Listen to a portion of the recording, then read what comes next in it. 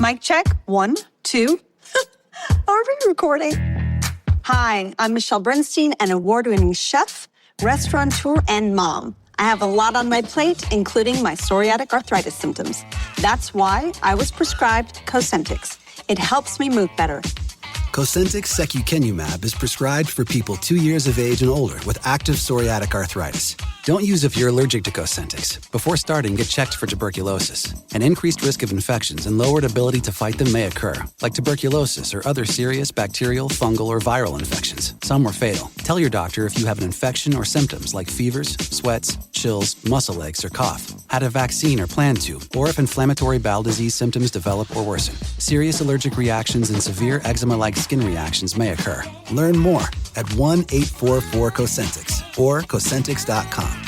Ask your rheumatologist about Cosentyx.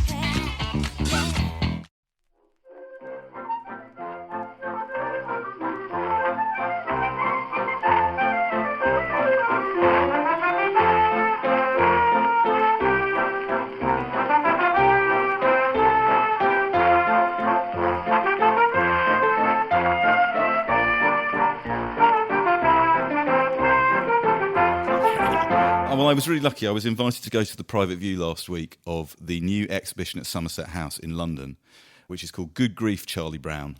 And that is devoted, as its title suggests, to the work of Peanuts cartoonist Charles M. Schulz, who for every day for 50 years created a Peanuts strip. And I, in my previous role as an editor come publisher, edited several volumes of Peanuts strips in addition to being a huge fan of them.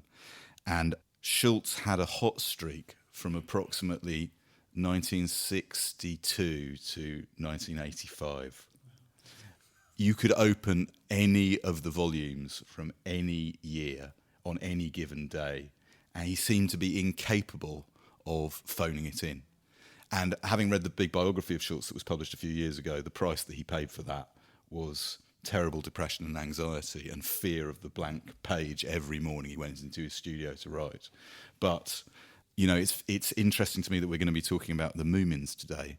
There are definite parallels between Schulz and Jansz that we might talk about a bit later on. Okay. But certainly Peanuts, the thing I loved about Peanuts as a child was the same thing I loved about the Moomins, was Peanuts and the Moomins seemed to me two of the only things that were nominally for children which were prepared to acknowledge that childhood could be melancholy. Okay. And that other children could be rather unpleasant. Those seem to me to be the two key truths which were not often named in children's literature of that era. So although at the Somerset House exhibition they've done a brilliant thing where they've asked contemporary artists and musicians and designers like Fiona Banner, Mira Calix, Andy Holden, Marcus Coates to reinterpret Peanuts in new ways and produce new bits of work. The heart of the exhibition is not just memorabilia that they've been collecting, that we would all remember from our childhoods, T-shirts and pennants and records and the Coronet books of strips, but 80 strips from the museum, from the Schulz Museum, some in an unfinished state, including a strip with 4 blank frames in it, for you to look at it and think, now you have a go, and see how difficult it is. And they've also set up a psychiatrist's booth, you know, like Lucy's psychiatrist's booth. There's a real psychiatrist who will offer advice for 5 cents.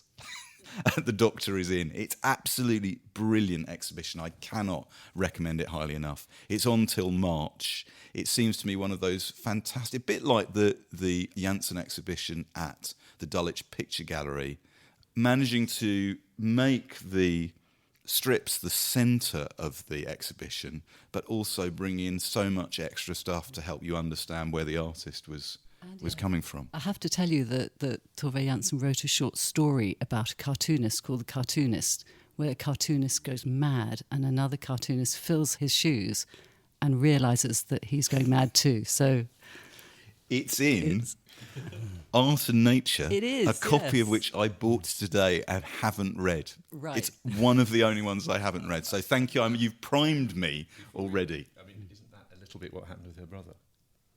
he kind of filled her shoes when the pressures of doing the Moomin strip were bearing down. I think she realised that if she didn't sort of shrug off some of that burden, it would drive her mad. But I love the way she describes precisely how it might happen. So before John sets us off on course into the episode itself, you've heard some special theme music this week, and that was the opening music to the 1982 Polish animated version of the Moomins by Graham Miller and Steve Schill, which is now seen as a piece of pioneering electronica in its own right. and it was reissued last year by Finders Keepers Records. It's like something that sounds like it's come out on Warp in about 1999, but it was made by two guys in their bedroom in 1982 after Anne Wood went to them and said, we've bought this Polish version of the Moomins, can you do some music for it? Great intel, I love it. So we'll hear a bit more of that at the end. Hello and welcome to Backlisted, the podcast that gives new life to old books. Today you find us in a wooden house in a coastal valley as the year draws to its close, sea frets rolling in from the ocean, trees dripping with fine autumnal rain, curtains drawn against the gathering cold. I'm John Mitchinson, the publisher of Unbound, the platform where readers crowdfund the books they really want to read. And I'm Andy Miller, I'm the author of The Year of Reading Dangerously. And before we introduce our guests today, I'd just like to let listeners know, if you're in London on Thursday, December the 6th, we are recording a live episode of Backlisted at the LRB bookshop in Bloomsbury. We will be talking about Books Do Furnish a Room by Anthony Powell, brackets, and the rest of A Dance to the Music of Time, like you do at a live podcast. It's only 12 novels. And it's our Christmas episode, and we're being joined by Anthony Powell's biographer Hilary Spurling and the novelist Philip Hencher for this special live episode, which will go out on Christmas Day. Tickets are available from the LRB shop website or the shop itself. And just as a heads up, when you hear this on Monday, it's almost sold out. So if you're thinking of coming, get in there quick. Anyway, that's enough of our live promotion. Let's talk to our guests. Joining us today are Natania Jansz, co-publisher of Sort of Books, one of our favourite independent imprints, celebrated for publishing Chris Stewart, author of the best-selling travel series that began with Driving Over Lemons. But more recently, and we all owe her a huge debt of thanks, which I'm saying right at the top of this programme, thank you. More recently, closely associated with the English republication or publication of Tove Jansson's oeuvre. Now, Tove, will you give us, is that okay? Can you give us the definitive pronunciation of our author's name? I can't give the definitive, but having hung out with Sophia Jansson, Tove's niece, she's always said Tove. But there's a sort of timbre to the sound that I don't think any of us will ever get. But I think Tove will do it. I once said on a very early episode of this podcast that it was pronounced Tuve to rhyme with duvet. I wish to apologise to all present. And we're also joined by Frank Cottrell-Boyce. Hello, Frank. Hi. She'll always be Tove to me.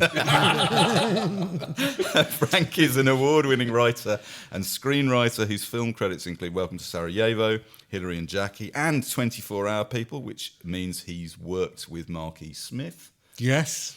And therefore you can be considered a member of the Fall. Indeed. I probably have been. He was on set, wasn't he? He's in a queue or something. Yeah, he threw a punch at me actually at some point. Did he throw a punch at you? Yeah. Everyone's got a story. Yeah. And also, early in you wrote episodes of Brookside. I did, yeah. You don't look old enough to remember that, but anyway. That's very kind of you to say. That's very kind of you to say. Not true. Yeah. And Doctor Who, of course, you've written a couple of episodes of Doctor Who as well. Yeah. And Millions, Frank's debut children's novel, won the 2004 Carnegie Medal and was shortlisted for the Guardian Children's Fiction Award. Recent books include The Unforgotten Coat, The Astounding Broccoli Boy, and Sputnik's Guide to Life on Earth, which was shortlisted for the Carnegie Medal. Swines. Merely shortlisted. They'll regret that. Yeah. It's also fair to say, Frank, you did a lot of the heavy lifting in the Olympic opening ceremony, didn't you? Yeah. Well, as part of the little team. It feels now like a sort of high watermark in our kind of sense of a national identity, but it's all been a bit downhill since then. But it feels like a kind of delusion, which is kind of what the subject of this book is. Hemulan Nation. Hemulan Nation. Well done. That's brilliant. Commission that, John. Well, fast. We're here to talk about, with huge joy and no small bit of melancholy, Moominvalley in November, the 8th and final book in the Moomin series of novels by Tove Jansson, first published in 1970. But before we stumble Hemulan-like into that magical land, Andy, what have you been reading this week? I'm going to try and do this. I'm going to try and do this in 3 minutes. Right. I'm going to try and summarise Proust for all listeners of a certain age. I'm going to try and summarise Proust. You finished Proust this week. So this year, the year of my 50th birthday, I, at the third attempt, have finished reading In Search of Lost Time by Marcel Proust. Yay! It's pretty good, isn't it? Let's be honest, that's pretty good. Is there a twist at the end? No spoilers. Yeah. Well, the thing is, he did it. Is the answer. The twist is he did it. Right. I got to the end. All I want to say about it is, I am known for encouraging people to read long and challenging books. This took me 3 goes at various points in my life to read, and I read it this year basically by dividing it up into 10 or so instalments and reading 400 or 500 pages every month, and that was very useful. A bit like when I was talking about A Dance to the Music of Time last year, it was very helpful to wander off from it and come back to it, so that you don't get locked into sort of rage at times with Proust for making you read 300 pages about one awful dinner party, which seems like it will never end. But all I really want to say about it is I read Time Regained last week, which is the final volume, and I'm not even going to deprecate this, without question, one of the greatest reading experiences of my life is reading that final volume. And I would say to anyone who is thinking of undertaking this great task of reading this masterpiece, it's a masterpiece, and you discover why it's a masterpiece in the final volume. So you will enjoy it. You will enjoy the ride. You will find things that will frustrate you. You will find bits you don't understand. All I can say is the final volume. There is a sustained passage of about 100 to 150 pages in the middle of Time Regained, which is one of the most exhilarating things I have ever read. I even as I talk about it, I can feel the hairs on my arms standing up. What I loved about it so much is I'm not saying it from an intellectual point of view. It was very much a brilliant coming together of head and heart, and a sort of, you finish those 3,000 pages and you can't cut to it, and you just want to go back to the beginning. This book that's driven you mad and drove him mad, and he couldn't finish it before he died. Those last 400 or 500 pages are just magical. That's what his reading is all about. So, was that 3 minutes? It's probably a bit over, wasn't it? Pretty good? John? Better than the Monty Python summarising Proust competition, if I remember. John, what have you been reading this week? I've been reading this week a remarkable book by Zora Neale Hurston, recently reissued by HQ, an imprint of HarperCollins, called Barracoon, The Story of the Last Slave. And it is essentially Zora Neale Hurston, probably known, if known in all 21 today, for her great classic book, Their Eyes Were Watching God, was, as well as being a novelist, was a pretty good anthropologist. And this book is based on a series of conversations she had in December 1927 with the last surviving person who had endured the Middle Passage from being a free person in Africa to becoming a slave in Alabama. He was known as Cudjoe Lewis. He was 86 when the interviews took place. It's interesting on all kinds of levels. The story itself is heartbreaking, delivered in kind of patois that he spoke in. And one of the many controversial things about this book is that was slightly frowned upon at the time, but she was determined for it to be authentic. I actually think now, with the benefit of hindsight, it's a brilliant piece of writing. His story, the vividness of his memories of Afiki, where he wanted to live and wanted to spend his whole life wanting to get back to and was never able to, are incredibly vivid. The rituals, the thing about the book that was controversial at the time is it's very clear that they were sold into slavery by other black tribes. So at the time it became controversial because it seemed to be a book that was not helpful to the civil rights movement because of the internecine struggles between African black tribes. The middle passage is as ghastly as you can imagine, but he was not a slave for terribly long. This was 50 years. He was captured in 1860, sold into slavery. This was 50 years after it had been abolished in America. So he was freed after 5 years, and much of the book is about his life after he's been freed and his attempts to, with other Africans, to make a town, which they did near Mobile in Alabama, called Africa Town, and they managed to get enough money to buy a small plot of land. They built a church. It's an incredible story. All his children, bar one, die before him. In fact, I think they all die before him and his wife. It's heart-rending. It's beautiful. He has all the dignity you would expect of somebody who's been through these experiences. I'll just read you the very last bit. I'm not going to attempt to do the accent, but it's just to say that I think that it's remarkable because this story is always told through intermediaries. It's incredibly rare to have this. I mean, amazing of Zora Neale Hurston to have the foresight to do this. And it is a work of literature. His stories are incredible. So it just ends like this. I had spent 2 months with Kusula, who is called Kujo, trying to find the answers to my questions.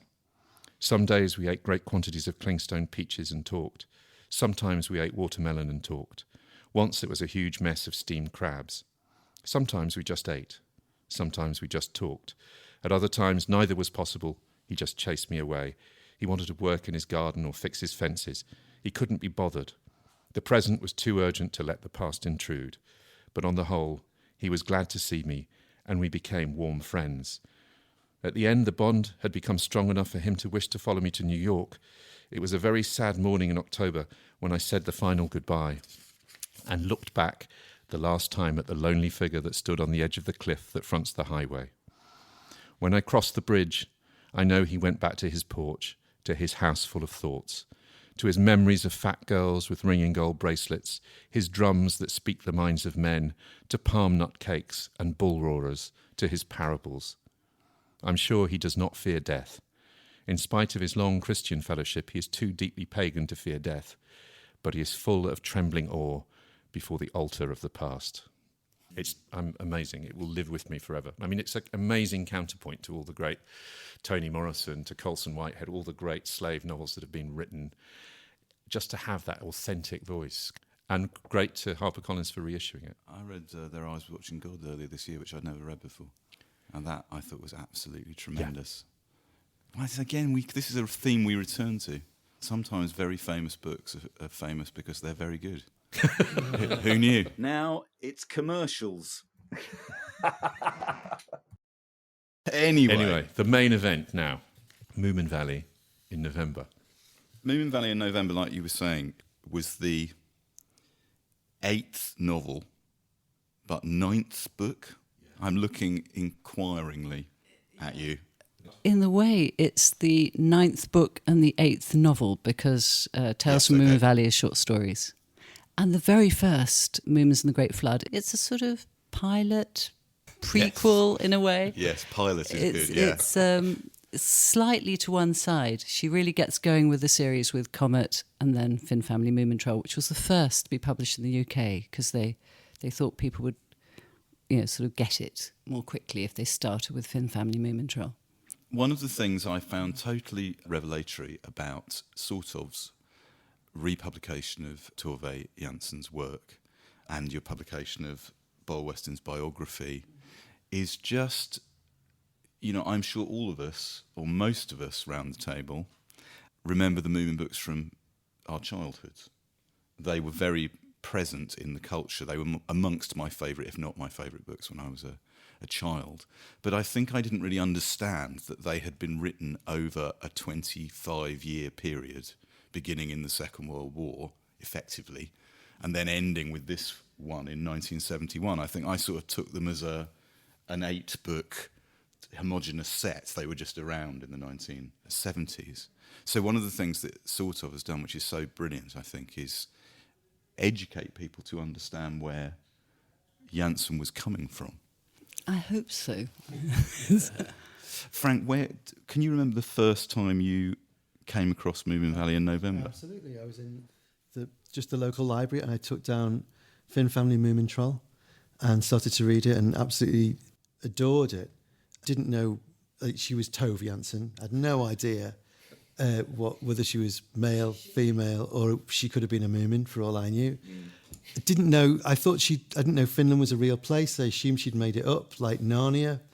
I knew nothing about it, and just fell into it and just loved it. And then I'm pretty sure the next one I read was Moominvalley in November, which I thought would be the same. I can't tell you how clearly Finn Family Moomin Troll spoke to me, because it was about things that a lot of children's books are not about. Like, it's about a happy family. Like, loads of children's books are about how miserable families are and how awful parents are. Like, that whole Roald Dahl thing of, like, nobody understands you, dear reader, except me, because adults are all crap, except for me. It didn't have any of that, and it was like, this is a happy family, and who were going on an adventure, but they'd always be back by tea time. And it had this amazing mixture of adventure and safety, and it was I just loved it so much. And I really felt it had been written for me. And that's the thing about the power of great literature, but great children's literature, that here is this tiny, lesbian, upper-middle-class bohemian Finn on an island in the Gulf of Finland. And I honestly thought she was writing for me, on a big housing estate just outside Liverpool. So it just shot through all those demographics. And then I bloody picked up Moominvalley November.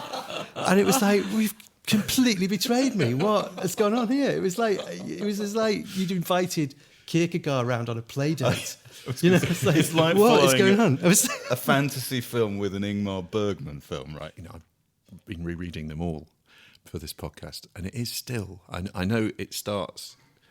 She starts to turn a little bit, Tove, in Moominland Midwinter, but nothing prepares you quite for the sense of. That some things are going to be wrong before you even get to the house, and then they get to the house, and it's kind of. Well, hang on, John. I want Frank to say, Frank, when you read Moominvalley in November, we should. What was the key element you were surprised at? Well, that the Moomins aren't in it. There you go. What a lie! I found myself so disbelieving of that fact that I went back to. I was going to see. Do they come back in the end? And of course, they kind of do. How courageous is that? Oh, as just an author, amazing! Even then, I knew that something extraordinary was going on. And I've got a confession to make now. I don't think I reread that till now. But it's really stayed with me. And a little bit afraid of that book. It made me scared in quite a profound way. Well, I did have an experience when we were at the exhibition, that there was an exhibition in Helsinki. And I suggested that maybe at the end of the book, it's a bit of a spoiler alert, but I said, maybe they don't come back in your face. It was as if I'd stabbed you. Frank's I've just changed my mind table, about listeners. that, of course. Yeah, no, it was devastating. Why, Nat, did you choose this of all the I chose it because, 8? well, I think it does something extraordinary. And it's one of those books, I think it's brilliant for this, because it's one of the least known Moomins. And yet I think it encapsulates so much of what Tove was trying to do in her writing. I mean, something did happen in the Moomin stories. They begin in this very bright, cheery, wonderfully safe environment, and it's summer. And it's adventurous, and there's all sorts of things that happen, great qualities. But Tove describes later, and I think it's because I'm immersed in reading her letters at the moment, but she describes those Moomin books as being a wishful dream. And that's what speaks to you, this wishful dream. No, it's all right, Frank, it's all right. And when she wrote those Moomin books, I think she was writing about real things. This wasn't delusion, but it was how she wanted life to be. And she started those books, started thinking them up in wartime and in the appalling austerity after wartime. And what you needed to get by was that wishful dream.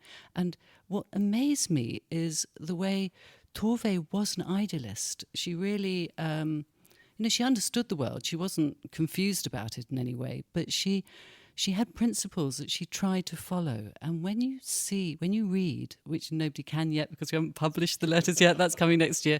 But when you read about her principles about the bohemian lifestyle, not being possessive, about relationships, and you see how she gets let down time and time again, and her principles about art, giving her best. She never shortchanges on her art, whatever she's doing.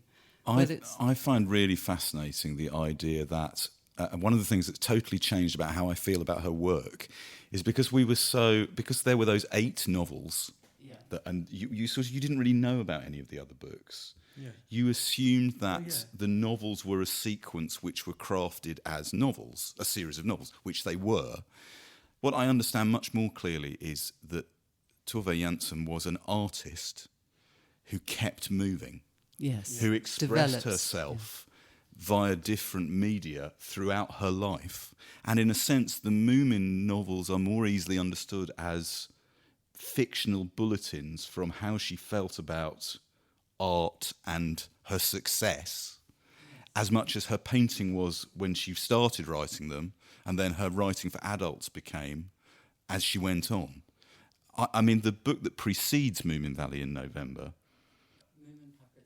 that's an amazing book. That was one of my favourite books as a child, if not my favourite. And when I went back to it, it's the story of a man's midlife crisis. Which he visits on his family. Yes, which he visits on his family, yes. It's interesting. I loved it too, but I loved Moominland Midwinter. I don't know, and reading that now, that's a nightmare. It is, but it's also enchanting it's full of poetry. And like the plot of Moominland Midwinter is that the Moomins hibernate in the winter. And one of them wakes up. It's like the young Moomin wakes up and his family are asleep. He wakes up and it's the upside down. And the world belongs to other people because the world belongs to winter. I know, and it's not your world. The mess they make and he's worried about his mother waking up. And the sun is gone. Yeah. I just thought that was the most thrilling. And again, I thought she'd invented that. I now know that Finland, the sun doesn't come up in the winter and they've got to deal with all that. It just seemed like huge philosophical ideas going on in that. Like, I mean, what an image of alienation is that everyone else is asleep and you're awake. So that was a huge step for Tove to do that book, because it was just after she'd met Tutti, who became her life companion. That was the big love of her life that lasted her until the end of her life, from her early 40s. And it was Tutti who continually nudged her to sort of put truth in the books. I mean, there always was truth in the books, but to sort of do it, give it unadorned, that children can take it. Yeah. And this idea that children can cope with the complex and the profound. They can't articulate it for themselves, but boy, can they recognise it. But she never dismantles that world to do that. I mean, it's both those things. Yes. We're talking about, and you talked about, this is the only children's writer who really embraces melancholy. Yeah, but she's also brilliant at describing happiness. Yes. I mean, and actually, I have to say, the reason I'm here is that a lot of the happiness in my life I've got because I read the Tove Jansson books, and she made me recognise the good things in the world and to treasure them. And I think that's one of the powerful things that children's literature can do to you. It's like points out these little small pleasures that will get you through, and says, look, here's this thing, and it kind of roots it in your heart. With her, it was like seasonality. How precious and fragile and passing and the summer is. Now you must throw yourself into it. I just like moping about. Yeah, moping about, coffee, quietness. Yeah. And especially mums. Mothers. A hymn to motherhood. So Frank, I'm going to ask you to read a little bit for us in a minute, but I just want to set this up. I'm going to put you in a lineage you're not aware you're in, which is that I did some poking around on the BBC Genome website to see if Moominvalley in November, like the other Moomin books, had been read on Jackanory. Oh, please. And it never was read on Jackanory, right? But I will tell you which ones were and who read them, and then you will join the lineage of Jackanory readers on this special episode, right? Finn Family Moomin Troll was read in 1966 on Jackanory by the actress Mai Zetterling. Moominland Midwinter was read in 1970 by Alan Bennett. Oh, wow. Tales from Moominvalley was read in February 1972 by likely lad James Bolam. Wow. That's good call. That's good. Moomin Summer Madness was read in 1973 by Judi Dench. Oh, of course it was. This is about a theatre. And Comet in Moominland in 1974 was read by Keith Barron. So they did 5 of them. Wow. And they never did Moomin Papa at Sea, and they never did Moominvalley in November. Who should have read those? Who would we have chosen? Moomin Papa at Sea. Yeah. Moomin Papa at Sea. Someone very depressed. It's like Michael Douglas from Falling Down. in a top hat. I'm the bad guy. So, Frank, please, would you make history by reading for us from Moominvalley in November? This is probably quite an eccentric choice, but I mean, one of the things that's great about the Moomin books, that's like other great children's classics, is that it has this anatomy of personalities through these characters. So, like, I think women of a certain age who loved Little Women know whether they're Jo or Beth or Meg or whatever. And Tove offers you the Hemulin, who's this sort of bossy, sort of organising soul, and Philly Jonks, who are kind of neurotic, and Snufkin, who's this free spirit, and Little Mai, who's this fierce little creature.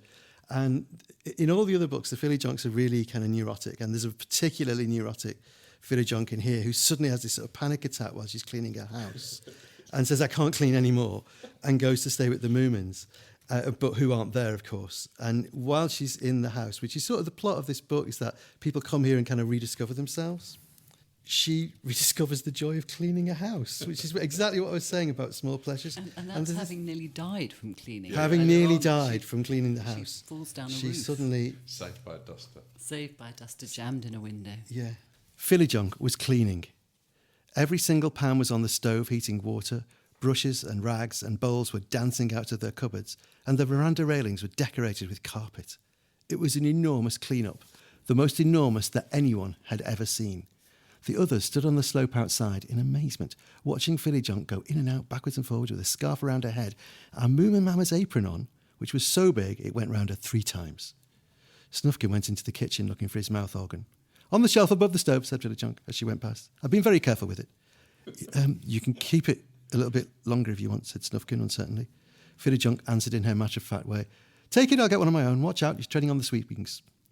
It was wonderful to be cleaning again. She knew exactly where the dust had hidden itself. Soft and grey and self-satisfied, it had made itself comfortable in the corners. She searched out every single bit of fluff which had rolled itself into a big fat ball and thought it was safe. Ha! Moth larvae, spiders, centipedes, all kinds of creepy crawlies were routed out by Philly Jonk's big broom, and lovely streams of hot water and soapy lather washed everything away. It was by no means an inconsiderable amount of mess that went out of the door, bucketful after bucketful. It was fun to be alive. I've never liked it when women folk clean up, said Grandpa Grumble. But the clothes cupboard was cleared. It had twice as big a clearing as everything else. The only thing that the Philly Jonk didn't touch was the mirror inside. After a while, the fun of cleaning became contagious, and everybody except Grandpa Grumble joined in. They carried water, shook carpets, scrubbed a bit of floor here and there. They each had a window to clean, and when they felt hungry, they went into the pantry and looked for what was left over from the party. Philly Jonk didn't eat anything. She didn't talk. How on earth would she have time or inclination for things like that? She whistled a little. She was light on her feet, and she moved like the wind. One moment here, another there. She made up for all her desolation and fright and thought casually, whatever took possession of me? I have been nothing better than a great big ball of fluff. And why? And she couldn't remember why. And so the wonderful day of cleaning came to a close, and thank goodness with no rain. When dusk came, everything was straight again. Everything was clean and polished, and the house stirred in surprise in all directions through its clean windows. Philly Jonk took off her scarf and hung Moomin Mama's apron on the peg. That's it, she said. And now I'm going home. They sat on the veranda steps together. It was very cold in the evenings now, but a feeling of approaching change and departure kept them sitting there. Thanks for cleaning the house, said the Hemulin. Frank Cottrell-Boyce will be here again at the same time tomorrow for Jack and Nori. But like, what an unexpected ecstasy, cleaning up, and she can treasure that, The great thing about this book is that sense of they've all gone there. All the characters who've gone there to find the Moomins, to some version of home, some version of domestic comfort. And of course they get there and the Moomins aren't there, so they have to make it up themselves. Yeah. But you get the sense with that Philly Jonk character that domesticity is also a curse. You know, she struggles with it. Yeah. She gives up cleaning because it nearly killed her, and then she starts again. And there are no easy wins in the book. Yeah. It's one of the things that there's just a lovely bit about earlier in the book where she's still going mad. She's obsessed with things coming out of the cupboard, and she says, "You've no idea," whispered the filly Jonk intensely. "You've no idea what's broken loose in this valley. Horrid things have been let out of the clothes cupboard upstairs, and they're everywhere." And then Mimble, who's fantastic character, Little Mai's sister, Mimble sat up and asked, "Is that why you've got flypaper around your boots?" She yawned and rubbed her nose. She turned round in the doorway and said, "Don't fuss. There's nothing here that's worse than we are ourselves." There's this wonderful thing in throughout the Moomin books that there aren't rules to domesticity. There's an anarchy about it. Yeah. So if your house gets flooded, you can cut a hole in the ceiling, swim down to your stove and collect your coffee. And one of the great images for me is that when Moomin Mama drops some clippings into the hobgoblin's hat, and when she wakes up, the whole room is overgrown with vines and lianas. Yeah. And I love that. Yes. Now, can you remember when you first... For someone for whom Tove Jansson's work has been so significant in the last 10 to 15 years for sort of books, can you remember when you first encountered her writing? Well, I've got the zealotry of the convert, because I had this very deprived childhood, and I didn't read Tove Jansson as a child. I was sent a Moomin mug by a friend in Sweden, and that sort of oriented me to the character.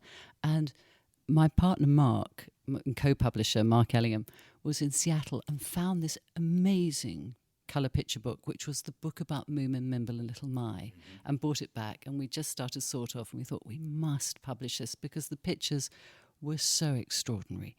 But there was a problem. There was this sort of execrable English translation of the verse, where, you know, this idea that verse is only the rhyme at the end and you don't have to worry about anything before that, you know, that sort of...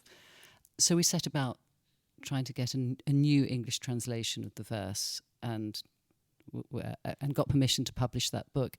And while we were doing that, we were sent a copy of the summer book, and that was one of the highlights. You know, the Tove Jansson's The Summer Book, where this copy arrived, we read it, we felt that sort of flash of acquisitiveness.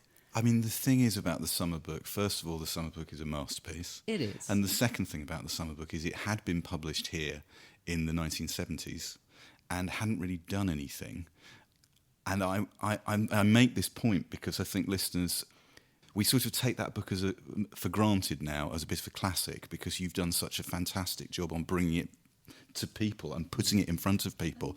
And there's going to be a film of the summer book coming with Julie Walters in it, and it's such a wonderful book, and you published it so well. The tone with which you published it, and you got it out to people, and you made a bestseller of this book that hadn't been found. And maybe it's wonderful. There's a sort of sleeping audience for it of Moomin fans that were kind of intrigued. I don't remember reading Moominvalley in November as a child, and I don't know why that is, because but I think I'd have probably had a similar response to Frank, that feeling of being lost. My memory of reading this one as a child, because I read them all, many times, and the thing I remember about how I felt about Moominvalley in November was I had a clear sense of having never read a book like it. Yes, that's what it was. And I could understand it most via its mood. Because if we tried to sit here and summarise the plot, I thought this when I read it last week again, it's actually very difficult to summarise the plot. It's based around the emotional development of a group of disparate characters. Yeah, they've come to a place to look for. And there's an absence at the heart of it. They're all the gaps that they're all trying to fill in various ways. But this one short paragraph, I have a clear memory of reading this paragraph in the cafe of Debenhams, looking out over the seafront in Hastings on a visit to my grandparents when I was about 9 or 10. And this does give you an indication of what I was saying what a melancholy child I was. I remember sitting there with like a glass of orange squash reading this at the beginning of chapter 5.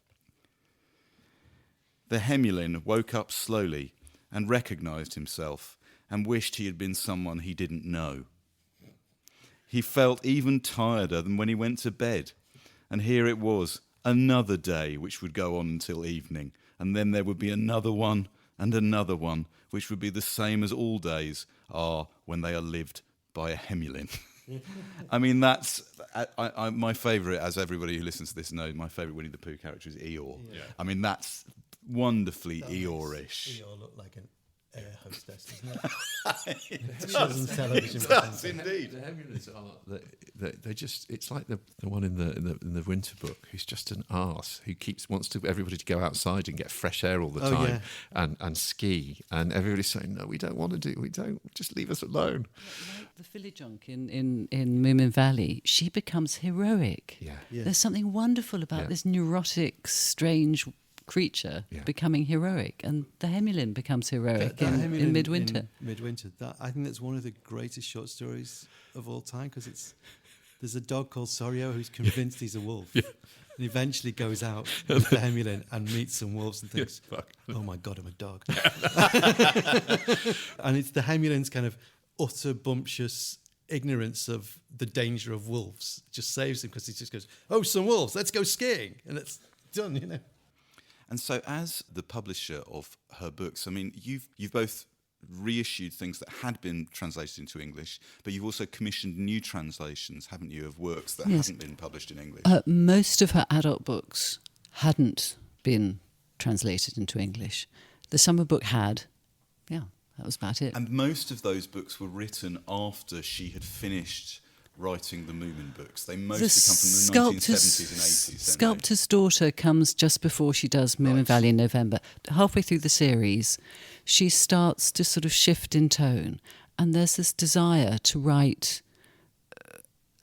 She wants to write for adults, but she wants to also continue her Moomin series, and she's under huge pressure to do that. She deals with this by wanting to write for children at a more profound level. So she deepens the work. You absolutely feel that. And then she sort of falls out with her Swedish publisher because she wants to write these adult books. And she wants the last two Moomin books to be able to appeal to all ages, you know, for people to understand it at different levels. And that she really achieves. You really do get stuff as an adult, you know, not over the head of children, but you just understand the profundity in a very conscious way. A child might recognise something and feel comforted to have something stated, but not be so conscious of it. But she then moved on to the adult work and had to change publisher to do that. And it didn't get the publicity and there wasn't the same sort of reception for her adult work as there was for her Moomins, because there were a whole load of Moomin fans who would meet up and they would have book groups and read the latest Moomin to each other. And they didn't, all of them, follow her into her adult work, which was a real misunderstanding of some of the art of Moomins, I think. I remember reading a few years ago The True Deceiver, which is a novel that she wrote in the early 80s. Which is incredible. First of all, it's a wonderful book, but it's remarkably ruthless in not letting either characters or reader off the hook. That's one of the things I think it becomes the steeliness that works its way into her adult writing. Frank, how is one of the things that strikes me about her writing, in the Moomin books, is she's so brilliant at delineating character. Yeah, we've been talking about these characters: Snufkin, Toft, Fillyjonk, Hemulin, Grandpa Grumble, Mimble.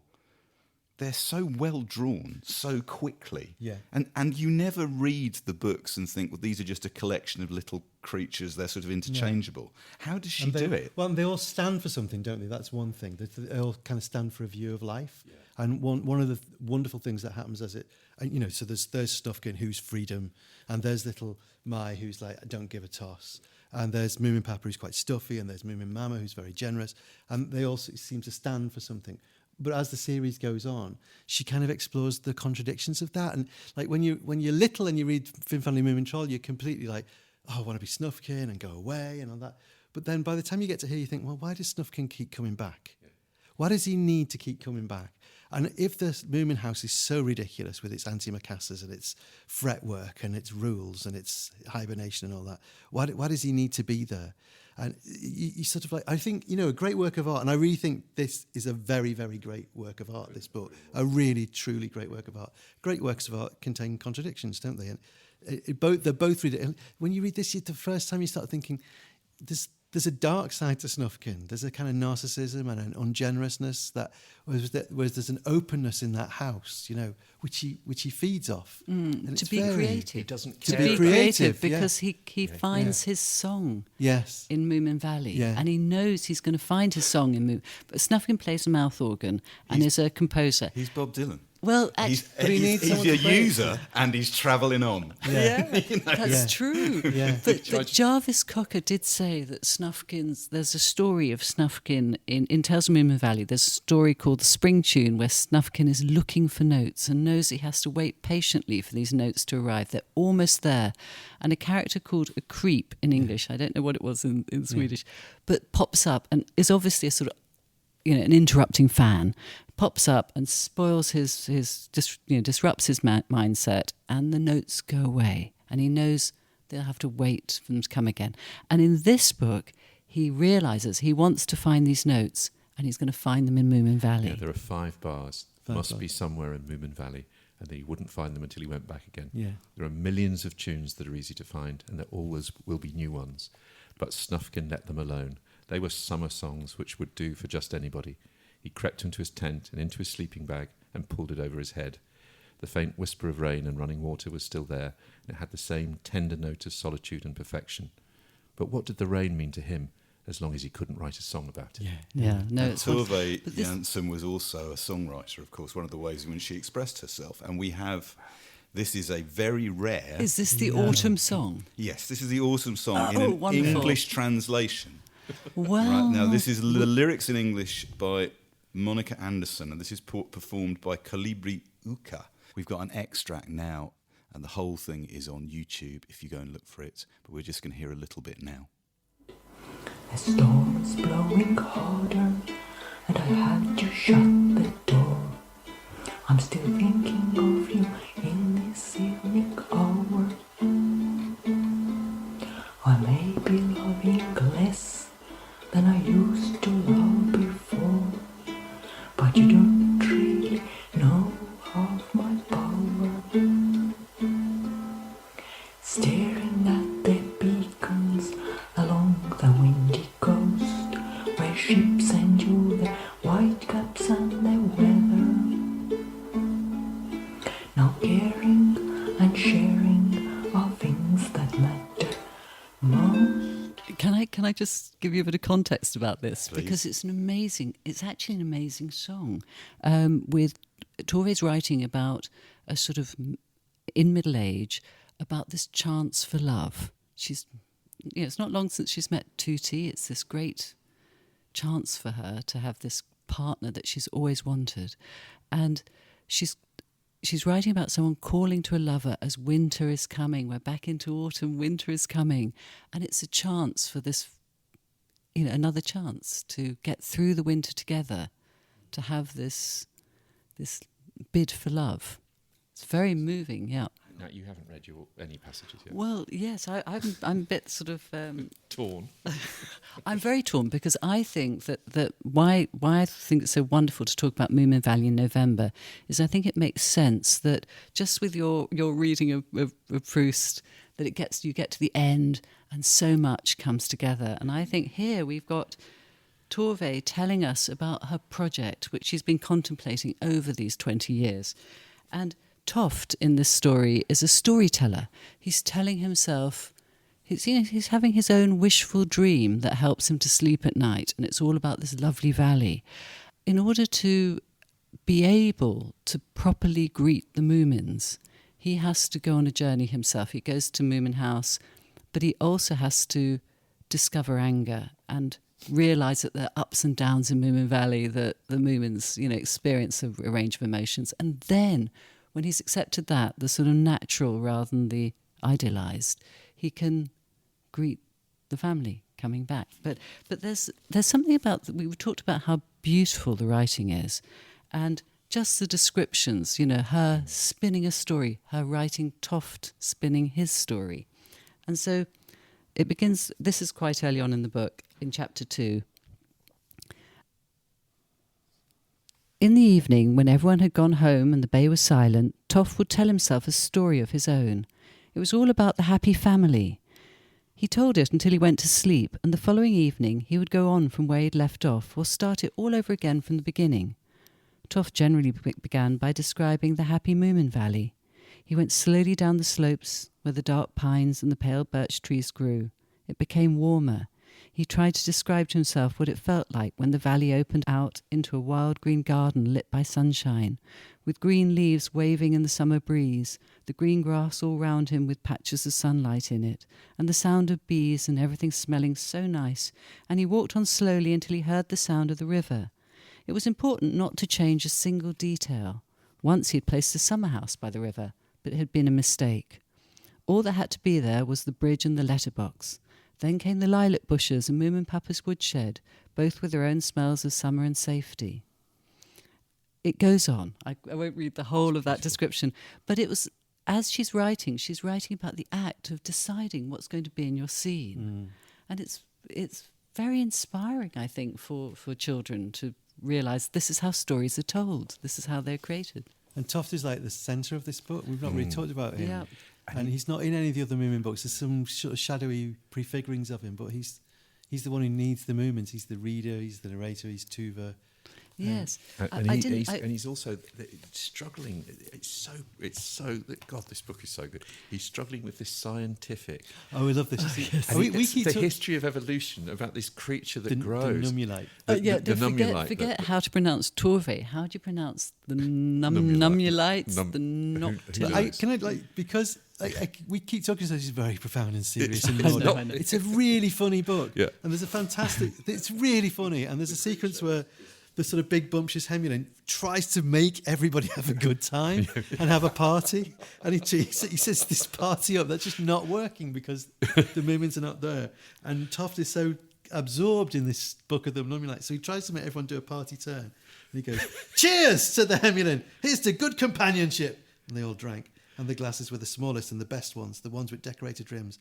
And then they sat down. "And now," said the Hemulin, "the programme will continue with the least significant to us. It's only fair that the last shall be first, eh, Toft?"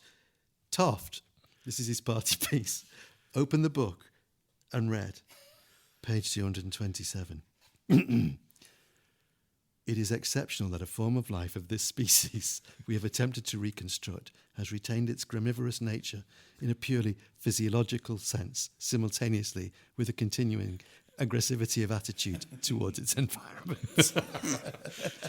I've got to say, sorry, there's a bit where the Hemulin is explaining to Toft how you go about doing DIY. And he said, one bangs in the nails and the other pulls out the old rusty ones. And everything is one does the great interesting thing and the other does... And Toft says, he pretty much figures out I'm the other in there. I'd like to read a bit from chapter 15. We need to give some credit to Kingsley Hart for his translation. It's good. It's really good, right? This is just a short scene where Toft and the filly jonk, in one of her anxieties, feels that Toft needs mothering. Yes. Toft doesn't agree. I just want to read this because when I read this last week, I thought this is writing of the absolute top rank. This isn't great children's writing or whatever. It's because just, you also know that Toft sort of does want mothering as well. Listen to this. One evening, Filly Jonk tapped on the box room door, opened it cautiously and said, "Hello there." Toft looked up from his book and waited. The big Filly Jonk sat down on the floor beside him, put her head on one side and said, "What are you reading?" "A book," Toft answered. Filly Jonk took a deep breath and took the plunge. "It isn't always easy to be small and not have a mummy, is it?" Toft hid himself in his chair. He felt ashamed of her and didn't answer. It's brutal, right? Filly Jonk reached out her paw and then drew it back. She said very sincerely, "Yesterday evening I suddenly thought of you. What is your name again?" "Toft," said Toft. "Toft," Filly Jonk repeated. "A lovely name. She desperately searched for words and wished she knew a little more about children and liked them. In the end, she said, "Are you warm enough? Are you all right here?" "Yes, thank you," said Toft. Fillyjonk tried to look straight into his eyes and asked imploringly, "Are you really sure?" Toft drew back a bit. She smelt of fear. Hastily he said, "A blanket, perhaps?" Fillyjonk got up immediately. "And you shall have one," she exclaimed. "Just wait, it won't take a minute." He heard her running down the stairs and coming back again. She had a blanket with her. "Thank you very much," Toft said, and bowed. "It's a very good blanket." I mean, you know, that's so wonderful He on folds both it up sides. and puts it on a shelf, doesn't he? But you are right, but it's the disappointment because nothing will do but Moomin Mama. Yeah. You know, he wants Moomin Mama. And in that early bit where he's making the story up of going to Moominvalley, he always gets to the point where he can just see Moomin Mama's nose coming around the door. It's almost eroticised, his longing for her in that kind of way. And it's like a sort of, Well, it's really cool. That's what I love about this book. Yeah. It's Yeah. There have been people saying, well, at the very end, he goes so that he can catch the rope when the boat comes. And of course, that must be the umbilical cord that he wants to catch. Oh, really? All that stuff. Oh, yeah. Okay. So now, Nikki, have you ever read a Moomin book? No, I've tried and I can't get into them. Has this had any effect on you sitting here? I'm amazed at the sort of, I suppose, the theorising behind it. Yeah, I never understood them to be that. Oh, it's Well, as Frank says, they are complex, but they're also didn't the original Moomin beautifully done. it wasn't the original Moomin. She lost an argument with her brother about Immanuel Kant. Yeah. And then she wrote a sort of a kind of a caricature of Kant. It's just going over your head, Nikki. I think it is. I mean, I'm just saying that it was. They are profound, but they're not. But there's also a division, isn't there? Because they're two things at the same time. They are a product, and you could buy Moomin merchandising. There are these terrible Japanese TV series. And there's this very cutesy, colourful face to the Moomins, which she must have felt burdened with. And I think one thing that is, as a writer, that is very interesting is that there are lots of people who suddenly burden. We were just talking about Schulz. Suddenly you're burdened with having to chunk this stuff out, and everybody loves it, and you have this hate relationship with it, and it's sort of killing you, like Steve Coogan and Alan Partridge, or H.G. Wells and Sherlock Holmes, that you've got this thing around your neck. And she did this completely extraordinary thing, which is that she must have wanted to run away from it the way those people did.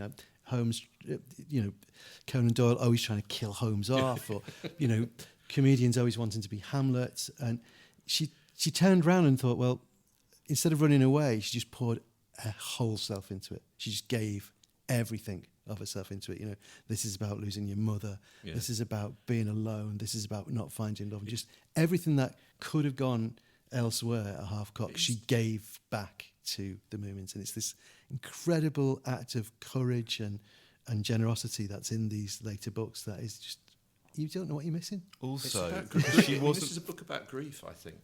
It's the greatest book about grief. Yeah. There's nothing that comes. What age should you be reading these? I was 9 or 10, and I don't know what I got out of this, but I got that. We keep, because we're English and we give prestige to misery, we keep defaulting to talking about the darkness in these books. They're really funny.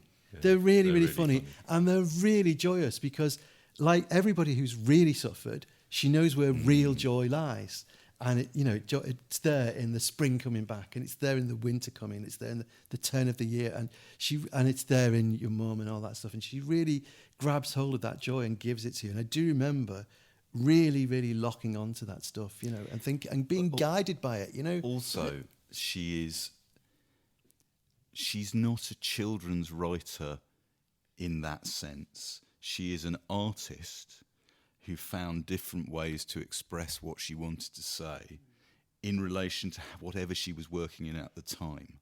And for me, one of the great achievements of these books are, though I wouldn't have known this as a child, clearly, as they worked for me as children's books, but they are an expression of an aesthetic and a sensibility that is always evolving. Absolutely. The artist in the process Yeah. of becoming, And she is and- that thing. And that things are complex. That that's what I remember most. That these were books that didn't have easy. It wasn't.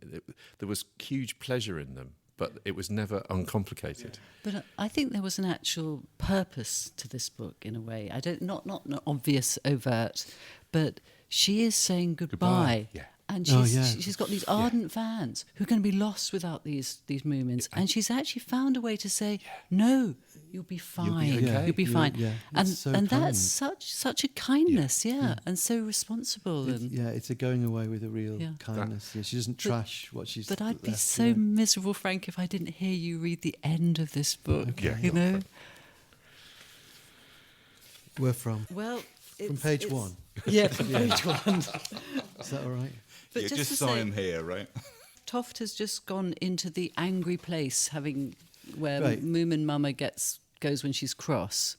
So the story of the book is that all these odd people who are lonely and dysfunctional in different ways come to the Moomin family to be refreshed and find that the Moomin family aren't there. It's just this empty house.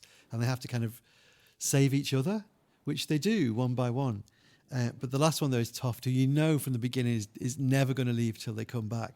But actually, he sort of does leave. He goes off and walks in this place where Moomin Mama had, what does it say? It's where Moomin Mama went when she was cross. When she was cross He'd or found- disappointed. And it's like, oh, that's like amazing that because he's so idealised there and he's got to confront the fact that even she had these sort of moments of fall. And so he's leaving, he's walking away, and then he looks behind him and he sees a light coming towards them. The whole sea lay spread out in front of him, grey and streaked, with even white waves right out to the horizon. Toft turned his face into the wind and sat down to wait. Now, at last, he could wait. The family had the wind with them, and they were making straight for the shore. They were coming from some island where Toft had never been and which he would never see. Perhaps they felt like staying there, he thought. Perhaps they will make up a story about that island and tell it to themselves before they go to sleep. Toft sat high up on the mountain for several hours, watching the sea. Just before the sun went down, it threw a shaft of light through the clouds, cold and wintry yellow, making the whole world look desolate. And then he saw the storm lantern that Moomin Papa had hung at the top of the mast. It threw a gentle, warm light and burnt steadily. The boat was a long way away. Toft had plenty of time to go down through the forest and along the beach to the jetty and to be there just in time to catch the line and tie up the boat. And that's all we have time for. Huge thanks to Frank and to Nat, to our producer Nikki Birch, and to this podcast's own Moomin Papa and Moomin Mama Unbound. You can download all 78 backlisted, plus follow up all the links, clips and suggestions for further reading on our website at backlisted.fm. And of course, you can still contact us on Twitter, Facebook and via Boundless. We hope you've enjoyed this episode. We have. I was tremendously anxious going into this one because of how much I love these books. But it's been wonderful just to sit here for an hour and talk about it. Because I honestly have not read it since I was a kid. Yeah. Really? Yeah, and I was quite afraid of reading it again. I also have to, I'm going to make a confession before I say goodbye. I've been thinking about these books for over 40 years, and it was only this week that I understood why the Hobgoblin's hat is called Finn Family Moomin Troll in English. It's because they wanted it to sound like Swiss Family Robinson. Yes. Is that obvious to everyone? It's taken me 40 years. Scarily obvious. Well, 40 years to work that out. I know. Well, it's been revelatory for me. If you've enjoyed it, please consider leaving a review with stars if you feel so moved on iTunes or whichever virtual jetty, whichever virtual jetty where you tether your podcasts. / umbilical cord. Thank you, everybody. See you in a fortnight. Bye-bye.